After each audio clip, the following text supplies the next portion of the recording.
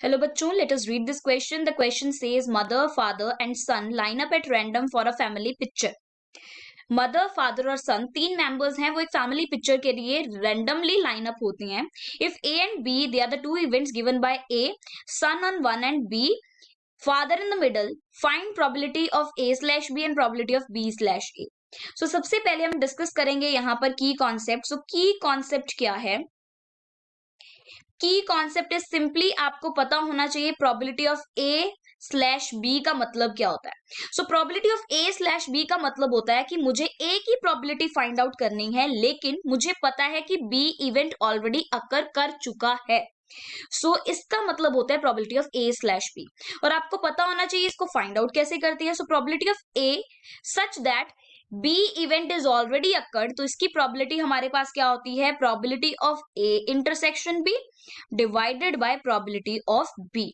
मतलब अगर आपको ये फाइंड आउट करना है, that is probability of A such that B event already occur कर चुका है, तो इसकी प्रोबेबिलिटी के लिए आप फाइंड आउट कर लीजिए probability of A intersection B और प्रोबेबिलिटी ऑफ बी, तो आपको ये रिक्वायर्ड प्रोबेबिलिटी भी मिल जाएगी. अब क्वेश्चन में देखिए, क्वेश्चन में बोला है कि मदर, फादर एंड सन तीन मेंबर्स हैं. So let us suppose M for mother हम ले लेते हैं, एफ फॉर फादर ले लेते हैं और एस फॉर सन ले लेते हैं. क्लियर? तो सबसे पहले अगर वो एक फैमिली पिक्चर के लिए रैंडमली लाइन अप हो रही है, तो कितने हमारे पास पॉसिबल आउटकम्स हो सकती हैं? सबसे पहले हम क्या लिखेंगे? Sample space. So let us write down the sample space. So sample space हमारे पास क्या आ जाएगा? हम एस के साथ डिनोट करेंगे सैंपल स्पेस को. सो सैंपल स्पेस क्या आ जाएगा आपके पास? सबसे पहले हो सकता है कि मदर हो, देन फादर, देन सन. राइट? सेकेंड पॉसिबिलिटी क्या हो सकती है? मदर, सन, फादर. थर्ड पॉसिबिलिटी आपके पास हो सकती है फादर, सन, मदर. देन पॉसिबिलिटी हो सकती है फादर, मदर, सन. देन पॉसिबिलिटी क्या हो सकती है कि फर्स्ट पोजीशन पर कौन है? सन है, और यहाँ पर मदर एंड फादर. आपके पास और जो पॉसिबिलिटी है वो क्या हो सकती है? फर्स्ट पोजीशन पर सन है एंड देन फादर, मदर. तो ये आपके पास टोटल पॉसिबिलिटीज हो सकती हैं, और जो जो हमारे पास टोटल नंबर ऑफ पॉसिबिलिटीज होती हैं, जब हम उनको इकट्ठा लिखते हैं तो उसको सैंपल स्पेस बोलते हैं. तो ये सैंपल स्पेस है आपके पास.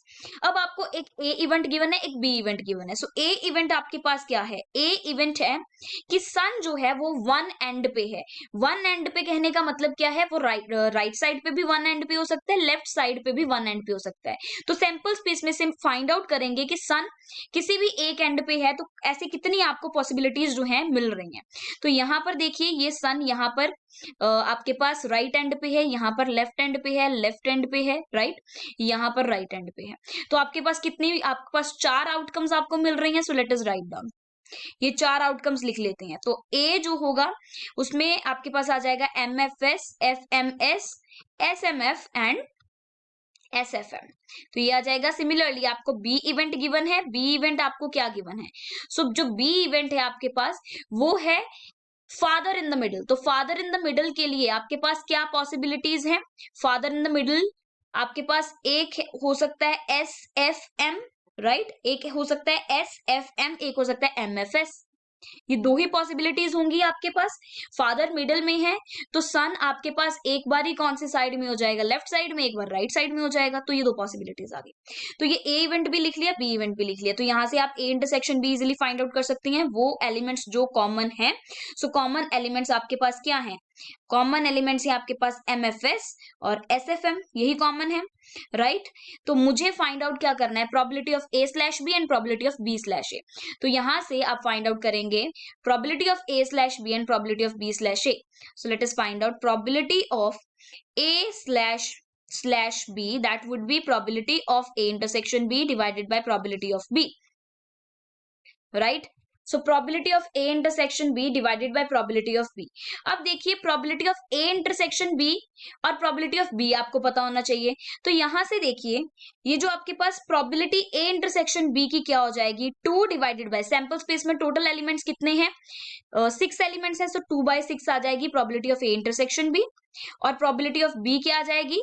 प्रोबेबिलिटी ऑफ बी भी आ जाएगी 2/6, राइट. तो ये आपके पास क्या आ गई? इसकी प्रोबेबिलिटी 1. दैट मींस ये क्या है? श्योर इवेंट आ गया. जिस भी इवेंट की प्रोबेबिलिटी 1 होती है उसे श्योर इवेंट बोला जाता है. और सेकंड आपको क्या फाइंड आउट करना है? Probability of B given probability of A.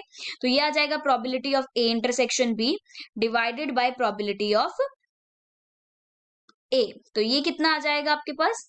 This will be probability of A intersection B again same है हमारे पास 2/6 और प्रोबेबिलिटी ऑफ ए कितना है?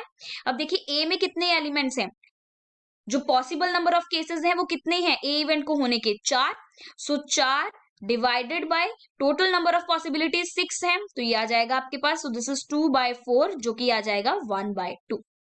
तो probability of A slash B आपके पास 1 आ रहा है और probability of B slash A आपके पास 1/2 आ रहा है, and this is your final answer. Hope you understood the explanation of this question. Thank you and best of luck.